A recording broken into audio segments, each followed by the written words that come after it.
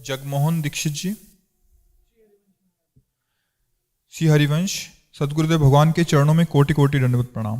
गुरुदेव भगवान से प्रार्थना है कि शरीर को स्वयं से पृथक समझने की युक्ति बतलाएं।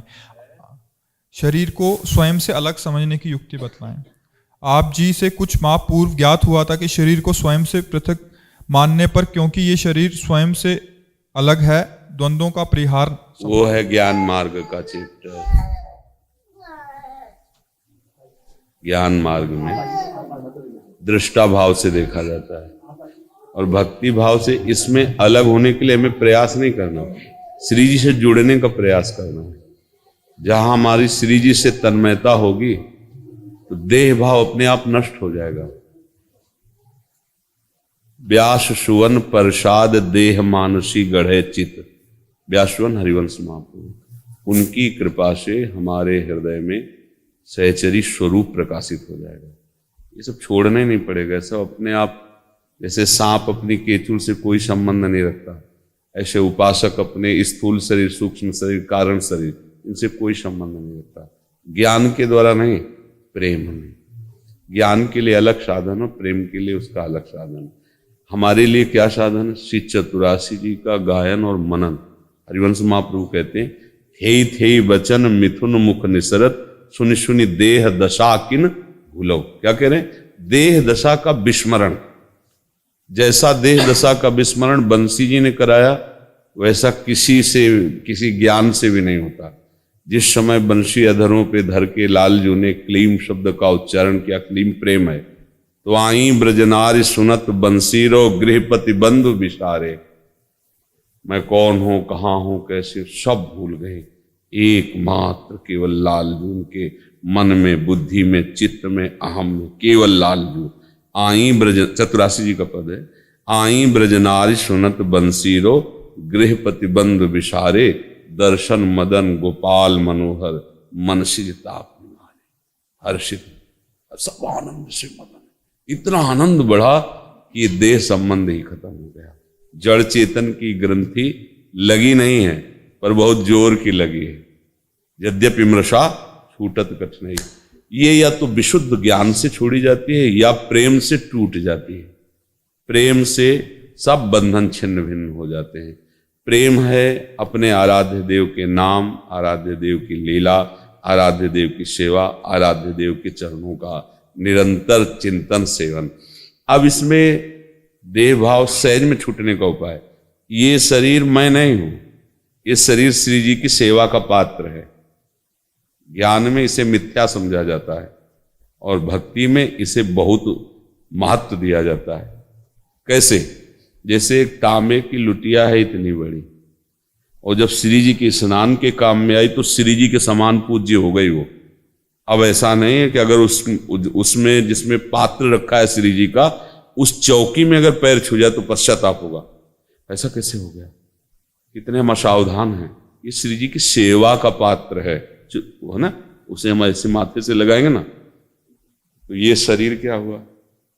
सेवा का। अब खत्म, इससे हमारा संबंध, श्री जी का संबंध जुड़ गया। ये शरीर श्री जी की सेवा का पात्र है, ये मन श्री जी की सेवा का पात्र है, ये बुद्धि श्री जी की सेवा के निमित्त चलेगी।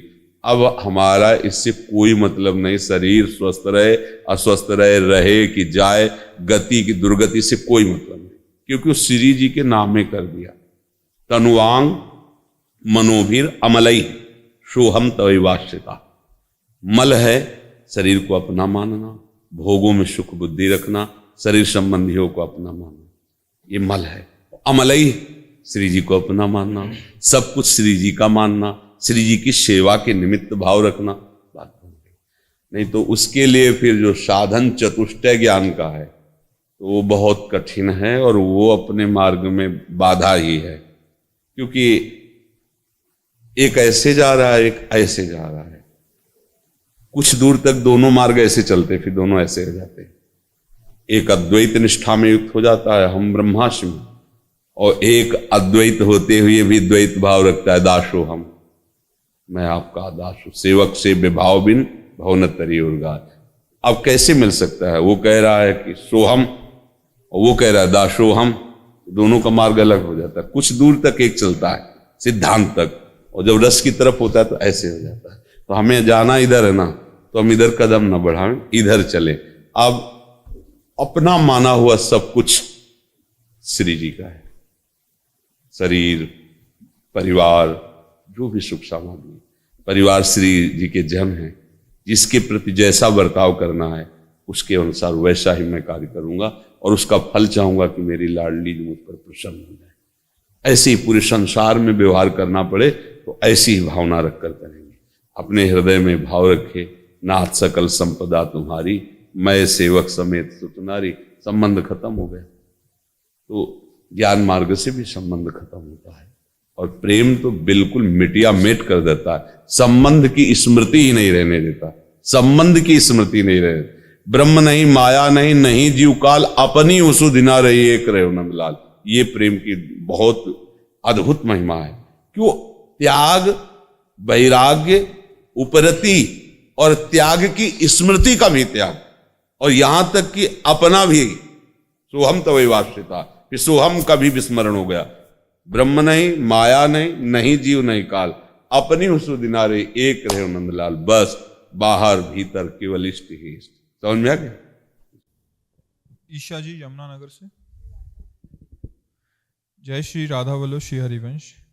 महाराज जी, जब राधा रानी अपनी हैं, हमारी प्राण धन है, तो क्या बिना नाम जप के भी राधा रानी को पाया जा सकता है? अपनापन ऐसे कहां कर सकती हो? शरीर से अपनापन किए हुए, भोगों से अपनापन किए हो, केवल जबान से कहने से थोड़ी बन जाएगा। कल कहा था उसमें कि इसके साथ चेष्टा भी वही होनी चाहिए। प्रभु मेरे हैं, तुम्हारी चेष्टाओं में भी आना चाहिए। तनु और वांग, तुम्हारी वाणी में भी अगर है तो चेष्टाओं में होना चाहिए, और मन में भी होना चाहिए, और स्वयं में भी होना चाहिए। काम खत्म हो गया। अब केवल बातें बनाने से तो होगा नहीं।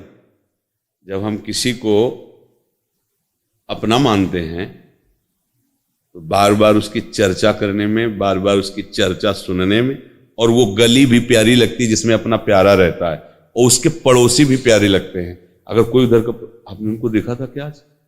तो आप तुम आज देखा था तो अच्छा हो, प्रसन्न थे ना? उनकी बात करना, उनकी चर्चा करना, और कहीं वो हमारे समीप हो तो उनकी जूठन मिले, उनके साथ खाए पिए, खेले, हंसे, कितना प्यार बढ़ेगा।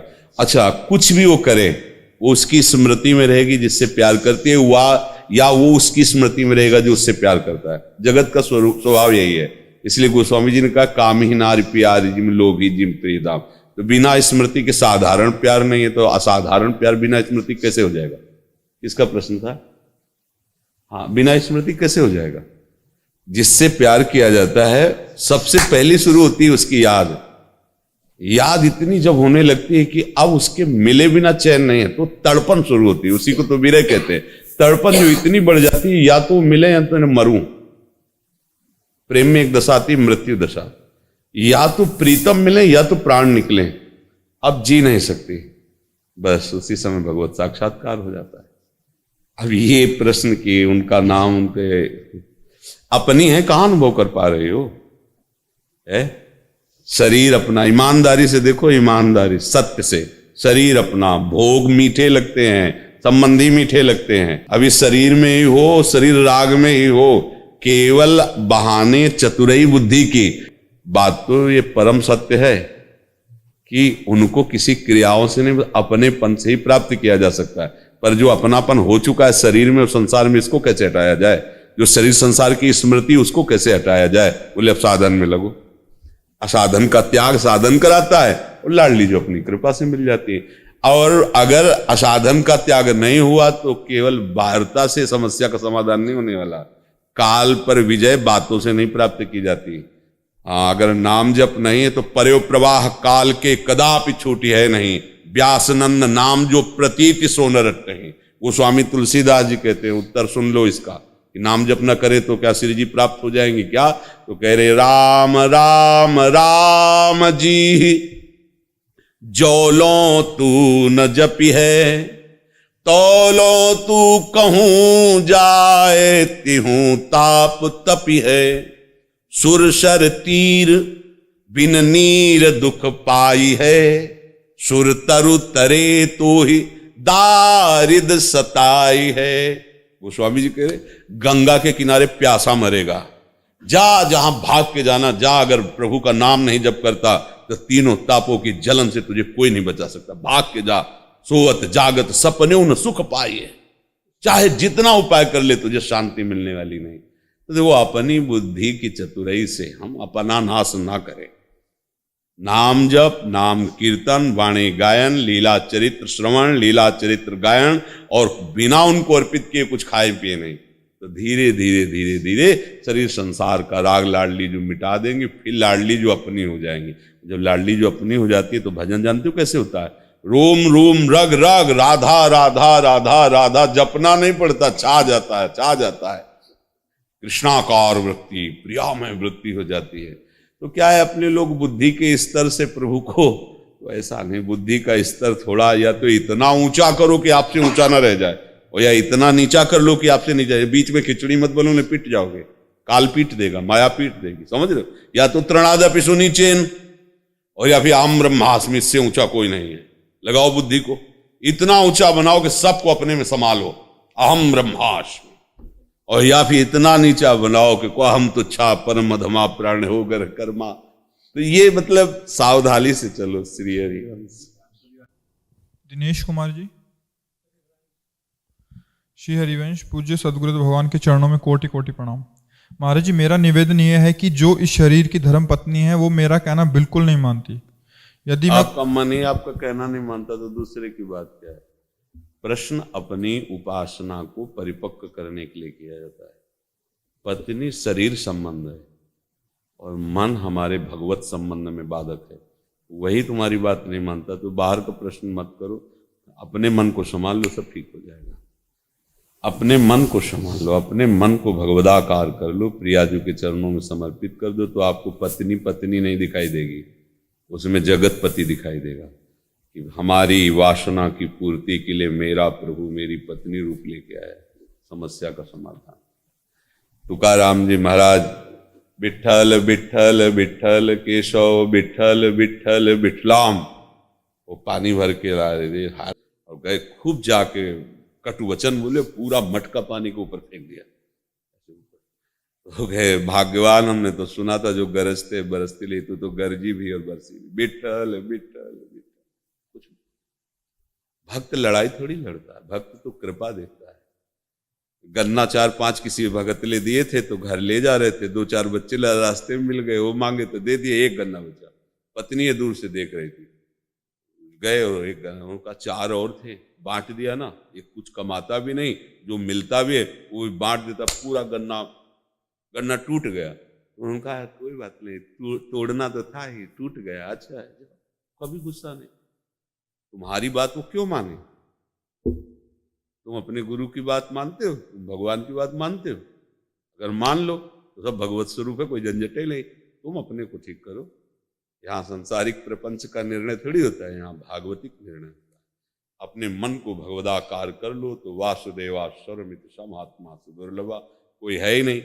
और अगर ये सोचो कि पत्नी तुम्हारे अनुकूल चले, तुम्हारे अधीन चले, ऐसा क्यों चले? तुम्हारी नौकर थोड़ी है।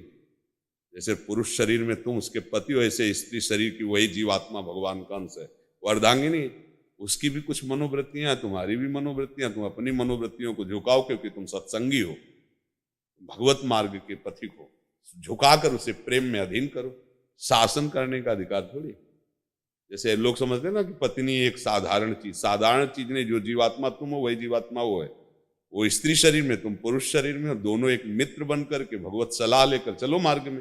3 गुण है माया के, हो सकता है तमोगुण स्वभाव, रजोगुण स्वभाव, तो तुम्हारे भाग्य के कर्माधीन होकर वो पत्नी बनी आके ना निर्वाह करो। भक्त हो ना, इसलिए कह रहे लड़ो मत, मारो पीटो मत। अच्छी बात बता दी, नहीं मान रही तो जैसे हमारे शरीर में रोग है हम सह रहे ना, ऐसे उसको ये मानकर कि प्रतिकूलता सहने के लिए भगवान ने मुझे दिया। तुम्हारा भजन बनेगा, तुम्हारा भाव बन। अगर बिगड़ गया तो फिर रात दिन उसी घर में रहना, जलो और द्वेष करो। भजन वजन तो सब चला जाएगा, तेरे दिन लात जूता होंगे, कोई मार्ग नहीं मिलेगा। ये बहुत गंदी बात है जो स्त्रियों को कोई नीचा समझता हो या स्त्रियों को अपनी दासी समझता हो। ऐसा नहीं समझना चाहिए, दोनों एक मित्र हैं। दोनों इस संसार मार्ग की गाड़ी जो चलती है ना, उसके पहिए दोनों के बराबर होते हैं। अगर एक भी छोटा उसमें लगा दो तो गाड़ी पलट जाएगी। ये जो लोग समझते हैं ना कि मैं पुरुष हूं तो बहुत बड़ी चीज हूं, ये स्त्री है तो एकदम छोटी बात है, ऐसी बिल्कुल गलत है। तुम्हारा जैसा जीवन है वैसे ही उसका भी जीवन है। हाँ, एक मित्र यदि गलत मार्ग का अनुसरण करे तो हम समझा सकते हैं, हम उसको उपदेश कर सकते हैं, उससे हाथ जोड़ सकते हैं, थोड़ा शासन दिखा सकते हैं, पर हम ये नहीं है कि वो हमारी मतलब अनुकूल चले, हमारे अनुकूल, क्योंकि उसकी भी तो अनुकूलता है। किसी को भी अनुकूल करने के लिए, देखो तुकाराम जी की पत्नी इतना सब करती थी ना, और सबसे पहले भगवत साक्षात्कार जानते हो किसको हुआ? तुकाराम की पत्नी को। सबसे पहले तुकाराम से भी पहले उनको भगवत साक्षात्कार हुआ, क्योंकि वो उनकी पत्नी थी, एक महाभागवत की पत्नी थी। ये सब करती थी, पर एक बात थी, भोजन बिना उनको पवा नहीं पाती थी, बस एक बात। तो कुछ भोजन लेकर के जा रही थी तो बड़ा कांटा को, पहले तो कहीं भी तुकाराम जी बैठकर भजन करते तो ढूंढती रहती थी। एक दिन काम थक गई ढूंढते ढूंढते, किधर जब मन आता चले जाते हो, मैं कैसे जानूं? तो उनका चौराहे में जाके कान लगाना, जिधर की भूमि से विट्ठल विट्ठल आवाज उधर चली आना, वहीं मैं बैठा मिलूंगा। देखो कैसा नाम जापक महापुरुष है कि भूमि बोलती, जिधर से चरण गए ना वहां की भूमि बोलती विट्ठल विट्ठल।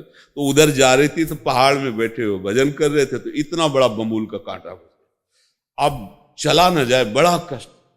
ठाकुर जी आगे पीताम्बर वजह से और कहा कि अच्छा कांटा लग गया, मैं कांटा निकाल देता हूं। इतना प्यार, अब कांटा कैसे निकले हाथ से? ठाकुर जी तो निकाल सकते थे, लेकिन महिमा दिखाने के लिए कि मेरे भक्त का थोड़ा भी कोई संबंध स्वीकार करके आदर करता है, तो मैं दांत से, ठाकुर जी ने कांटा निकाला दांत से, और अपने पीताम्बर की पट्टी फाड़ के ऐसे बना। जब वो गई लंगड़ाती तो तुकाराम जी ने कहा, आज तुकाराम जी जो दर्शन कर रहे थे महाभागवत के दर्शन कर रहे थे, अब पत्नी पत्नी ले रही कृष्ण साक्षात्कार की। तो उन्होंने कहा कि आज विशेष आनंद मिल रहा आपके आप लंगड़ा कैसे रहे? तो उनका कांटा लग गया। फिर बोले एक आया था सांवला सांवला था, और वो ऐसे तुकाराम जी के आंसुओं की झड़ी लग गई। प्रभु प्रभु कितने कृपाल। तो उन्होंने बताया दांत से कांटा निकला। तो और आप भजन करो, आप भक्ति में डूबो, तो आपके संबंध से उसका स्वभाव क्या, उसका जीवन परिवर्तन हो जाएगा। अब द्वेष नहीं करना अपने शरीर। मान लो हमारी किडनी फेल है, अब क्या करें? सह रहे ना, डायलिसिस अभी थोड़ी देर बाद जाए, भोगना है ना। मान लो हमारा कोई प्रारब्ध कर्म है, उसी की बुद्धि में बैठ के भोगवा रहा है, नहीं अभी वो बुद्धि अनुकूल हो जाए, समझना, जो हमारे प्रतिकूल अभी अनुकूल हो जाए तो अभी तुम उसके राग में बंध जाओगे। ठाकुर जी बड़े कृपालु, राग में ना बंधो, भजन में आगे बढ़ो और अपना भोग भोग लो जो तुम्हारे कर्मों का बसान। लड़ाई झगड़ा ये बिल्कुल सत्संगी को नहीं करना चाहिए।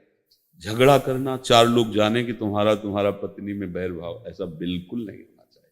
तभी हमारे शिष्य हो, तभी हमारी धर्म मर्यादा का पालन कर सकते हो। समझ रहे ना?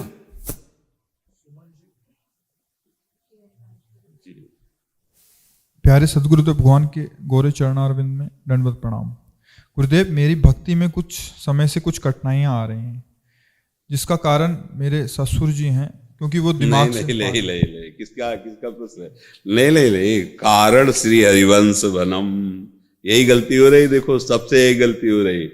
जब भक्ति में प्रतिकूलता आवे तो नाच पड़ना चाहिए कि मेरी भक्ति फाइनल में पहुंच रही है, अब अच्छे नंबर आएंगे। जब तक भक्ति में अनुकूलता आए तो डरना चाहिए, कहीं मैं फंस न जाऊं, कहीं मैं भ्रष्ट न हो जाऊं। और जब प्रतिकूलता है तो प्रतिकूलता में कौन फंसता है? दुख में कोई फंसता है क्या? विपत्ति में कोई फंसता है क्या? भागना चाहता है, उसको सिर्फ थोड़ी राग करेगा। अब वो दुख किसी न किसी व्यक्ति का आश्रय लेकर आएगा। जैसे मीरा जी के देवरई घरई में इतना भारी विरोध, अरे पढ़ के चरित्र, नरसिंह जी की भाभी, इतना प्रहलाद जी के बाप ही घरई में विरोध। कारण किसी व्यक्ति को नहीं मानना चाहिए, तभी उपासना बनेगी। हमारे भगवान हमको सहनशीलता प्रदान करने के लिए, हमारी भक्ति का रंग लाने के लिए प्रतिकूलता दे रहे हैं। अगर ये बात नहीं मानोगे तो तुम्हें परमार्थ से वही प्रतिकूलता भ्रष्ट कर देगी, और बात मान जाओगे तो प्रतिकूलता परमार्थ से उठा देगी। परमार्थ में ऐसी ऊंचाई पर कि कोई भी प्रतिकूलता आपको छू नहीं पाएगी।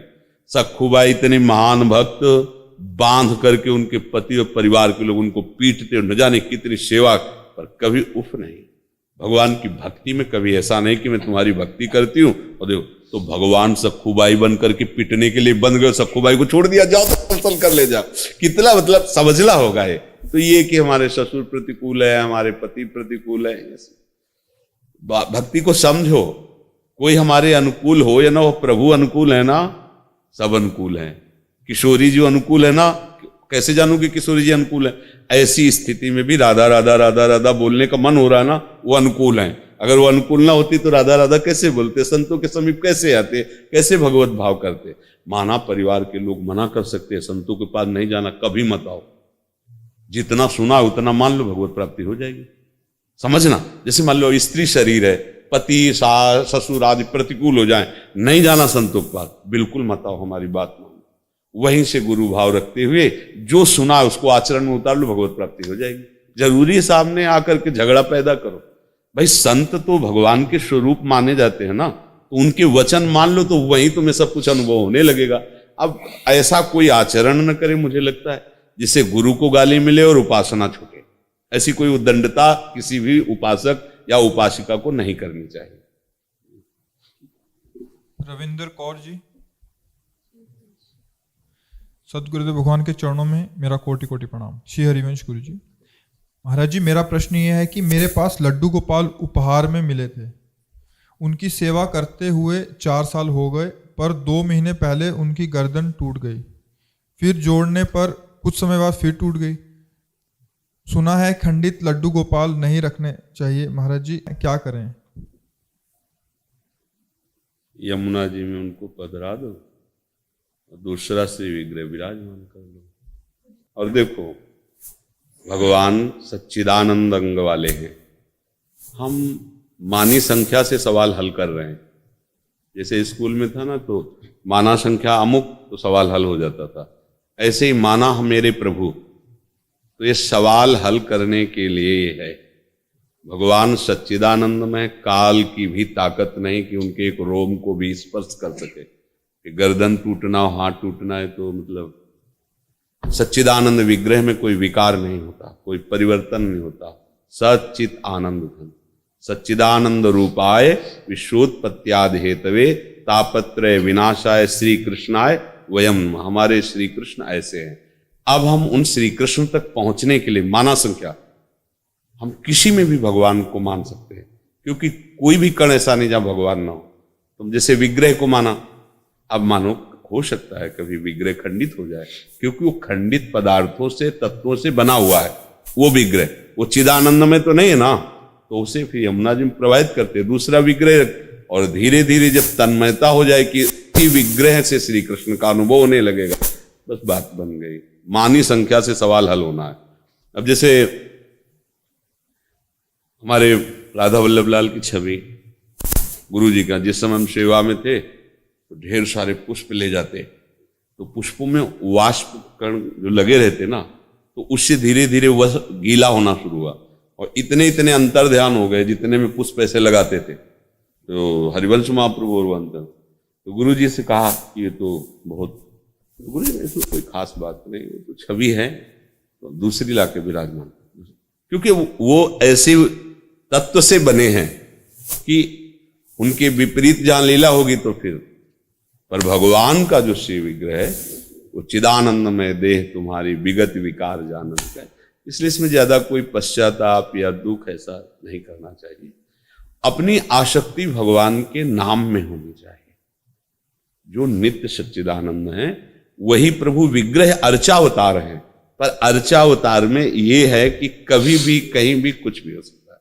एक जैसे हमारे थे संत राधाचरण जी महाराज, तो उनके ठाकुर जी संगमरमर स्वरूप में स्थित विराजमान थे, तो यहां से हाथ वो प्रियाजू का ऐसे हाथ, और वो बड़े दुखी, क्योंकि उपासक दुखी होता है। और देखो प्रियाजू का हाथ ऐसा नहीं कि टूट जाए सच्चिदानंद, हम कहा इनको विराजमान करो यमुना जी में, फिर पीतल की ला करके प्रियाजू की उसी में, बस भाव से चलते रहो, पहुंचना सच्चिदानंद स्वरूप में जहां काल की भी दाल नहीं गलती। ऐसा भगवान का स्वरूप है।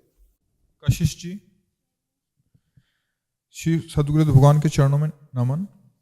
गुरुदेव, मेरे प्रकट के नेत्र नहीं हैं, बट आपके मुख से सुना है कि मंत्र का एक एक अक्षर का ध्यान करना चाहिए। महाराज जी, मैं मंत्र के अक्षर का प्रकट के नेत्रों से भी आंतरिक नेत्रों में विशेष दम होती है। अगर हम अभी कोई दृश्य बताएं तो कल्पना में अभी आ जाएगा। कोई भी बात इन नेत्रों में तब आती है जब पहले हमारी चिंतन में कल्पना में आ जाती है। ऐसा नहीं कि इन्होंने प्रकृति को देखा नहीं, इस जन्म में नहीं देखा, लेकिन जो अंदर जीव है वो मन को लिए हुए अनंत जन्मों से विचर रहा है, तो हर प्रकृति की वस्तु देखे हुए है। तो अगर हम थोड़ा प्रयास करें तो नाम आ जाएगा। देखो, परम पूज्य श्री सूरदास जी महाराज भारी लीला गायन, और इतने लीला गायन। जो प्रज्ञा चक्षुजन है उनमें दिव्य सामर्थ्य भी अंदर है। अगर वो चाहें तो खोल सकते हैं अपने नेत्र, बाहर के नहीं, अंदर के। और भगवत राज्य में अंदर के नेत्रों का ही के नयन निहारे। ये नयन तो ठीक है, थोड़ा सहयोग देते हैं अगर उपासना में लगाओ तो, नहीं तो ये वासना ही का सहयोग देते हैं ज्यादा। इनके बंद रहने में ही अच्छा है। तो ऐसा दुखी नहीं होना चाहिए कि मेरे बाहरी नेत्र नहीं है। अगर आप नाम का भी ध्यान नहीं कर पा रहे तो राधा राधा राधा, तो नाम भी आ जाएगा और रूप भी आ जाएगा। आप देख लेना, नाम भी छा जाएगा और रूप भी छा जाएगा। कोई भी ग्रंथ की ऐसी बात नहीं होगी जो तुम्हारे हृदय में ना आ जाए। जहां नाम चलता है, उपासना चलती है, वह सब ज्ञान वैराग्य प्रकट हो जाता है। बिल्कुल घबराने की जरूरत नहीं। बहुत अच्छा है संसार ना दिखाई दे, बहुत अच्छा। एक तो लौकिक दृष्टि से कहा जाता है कि अब क्या अच्छा है, कुछ दिखाई नहीं दे रहा, लेकिन सच्ची मानो बहुत बढ़िया है। तुम इस बात से कभी दुखी ना हो कि हमारे बाह्य नेत्र नहीं है। नहीं, आप नाम जप कीजिए और प्यारी जी उससे प्रार्थना कीजिए, वो ऐसे नेत्र खोल देंगी कि नेत्र वाले भी जो नहीं देख पाते वो आप देख लेंगे। बहुत सामर्थ्य है प्रभु में। बाहरी नेत्रों को, बहुत नेत्र है, क्या हो रहा है, क्या हो रहा है? गंदगी ही देखी जा रही, भगवान को तो देख नहीं पा रहे।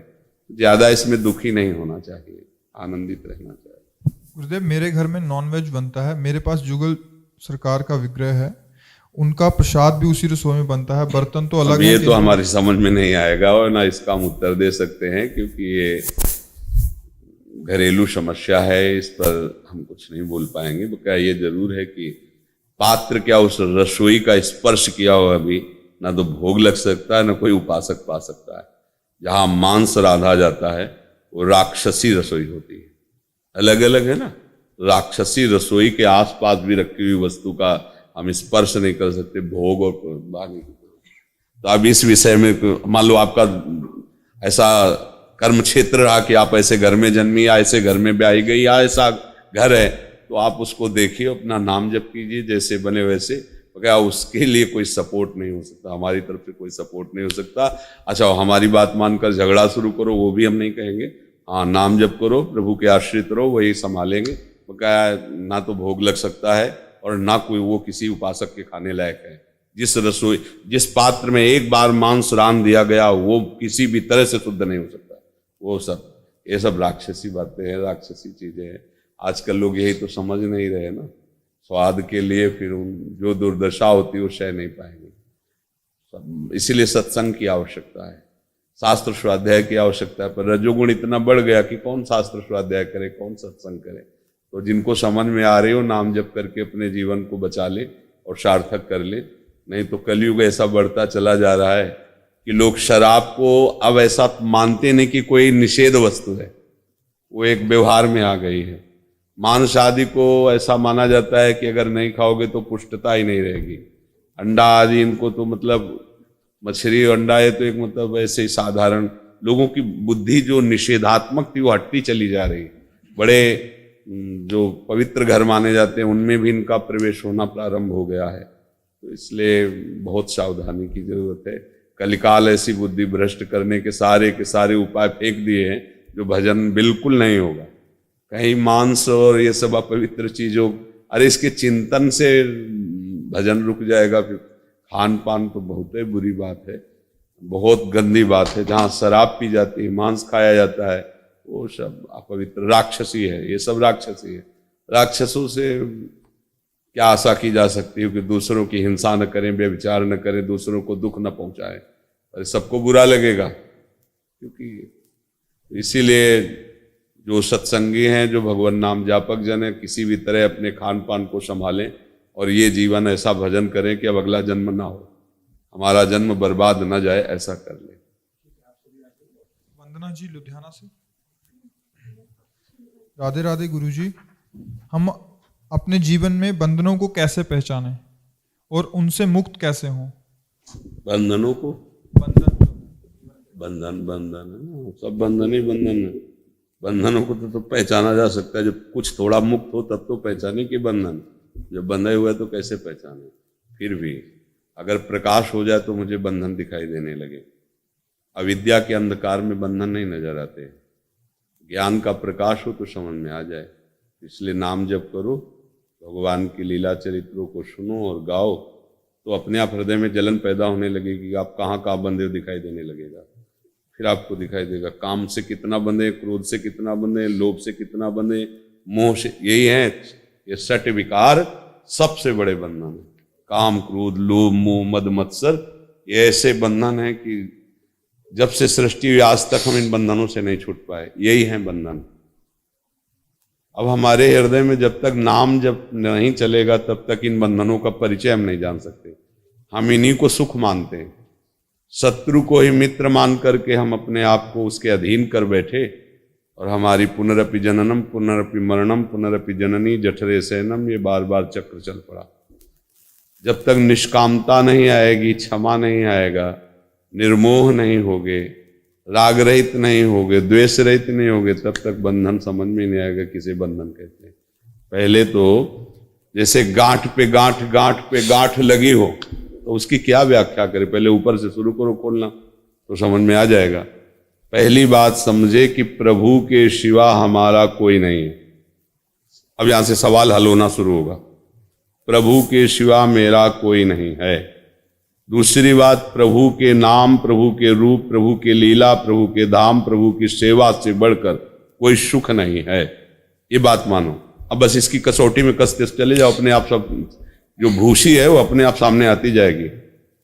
जो साधु ऐसा चाहिए जैसा सूप स्वभाव, सूप जो होता है गांव में होता है, उसे जब पछोरते हैं तो सार सार अंदर रहता है, भूसी बाहर आ जाती है। साधु ऐसा चाहिए जैसा सूप सुभाए, सार सार को गही रहे थोथा दे उड़ाए। तो जहां आपने सार बात स्वीकार की, प्रभु के सिवा मेरा कोई नहीं है, प्रभु के नाम, प्रभु के रूप, प्रभु की लीला, प्रभु के धाम, प्रभु की सेवा से बढ़कर कोई सुख नहीं है। जहां सार ऐसे किया तो जो थोथा है वो उड़ जाएगा। शरीर का अपनापन, शरीर संबंधियों से अपनापन, शरीर भोगों में सुख बुद्धि, यही थोथापन है और यही हमारा बंधन है। 6 विकार जित अनघ अकामा, तभी हम बंधन रहित होंगे। पहले खूब नाम जप करे, बात स्वीकार करे, प्रभु के सिवा मेरा कोई नहीं है। प्रभु ही सुख सिंधु हैं, उन्हीं की प्राप्ति के लिए हमारा मनुष्य शरीर मिला है। ये जितने कर्तव्य हैं ये सब प्रभु की प्राप्ति में सहयोगी बने, ऐसा विचार करो। पति की सेवा, पुत्र की सेवा, परिवार की सेवा, और बाद में हे नाथ ये सारी सेवा आपको समर्पित है, आप इससे प्रसन्न होकर के अपने चरणारविंद का प्रेम दीजिए। अपने आप सब बंधन नष्ट होते चले जाएंगे। आपको दिखाई देने लगेगा कितना काम आपके अंदर, क्रोध कितना है, मोह कहाँ कहाँ है, राग कहाँ कहाँ है, ईर्ष्या किससे प्रकट हो रही है, ये सब अपने आप समझ में आने। ऐसे सामने दिखते हैं जितने विकार हैं। ये थोड़ी आया और लूट के चला गया, ऐसे उपासक को सामने आ गया। इस समय वाणी की दशा है, अहंग की दशा है, इस समय बुद्धि की दशा है, इस समय मन की दशा है, इस समय काम की दशा है, और इस समय भगवत दशा है। ये सब सामने ऐसे। उपासक कोई साधारण वस्तु थोड़ी होता है। चिदानंद वस्तु का चिंतन करके सब फाइनल में रहता है, सब फाइनल में। ऐसे थोड़ी कोई अंधेरी कोठरी कोई भी गुस्से में माल लेके निकल जाए, वो तो असावधान होता है, वो साधक थोड़ी होता है। साधक हर समय सावधान, एक एक वृत्ति, एक एक। सर्वात्मना न विसृजित बहिरिंद्रियाणि, समस्त इंद्रियों को अपने कंट्रोल में किए हुए अंतर्मुख है। अंतर ही से झांक रहा है, कहाँ क्रोध, कहाँ लोभ, कहाँ मोह, और सब एक एक को फटकार करके बाहर निकालता है। निर्विकार तन्मयाहा, अपने आराध्य देव में तन्मय हो गया। वो जगत पावन करने वाला महात्मा बन गया, चाहे स्त्री शरीर हो, चाहे पुरुष शरीर हो, चाहे पैंट शर्ट में हो, चाहे पीले नीले में हो। और ये नहीं है तो सब बाहरी फिर नाटक है। नाटक से भगवान मिलते नहीं है। नाटक से तो संसार भले रीझ जाए क्योंकि नाटकी है, भगवान नहीं रीझते। भगवान सत्य हैं और सत्य से रीझते हैं, और सत्य है भगवान का नाम रूप लीला धाम। उनकी सेवा, उनका सुमिरन करो तो अपने आप असत बंधनों का त्याग हो जाएगा। तुम्हें त्यागना नहीं पड़ेगा, कुछ अच्छा ही नहीं लगेगा, प्रभु के सिवा कुछ अच्छा नहीं लगेगा।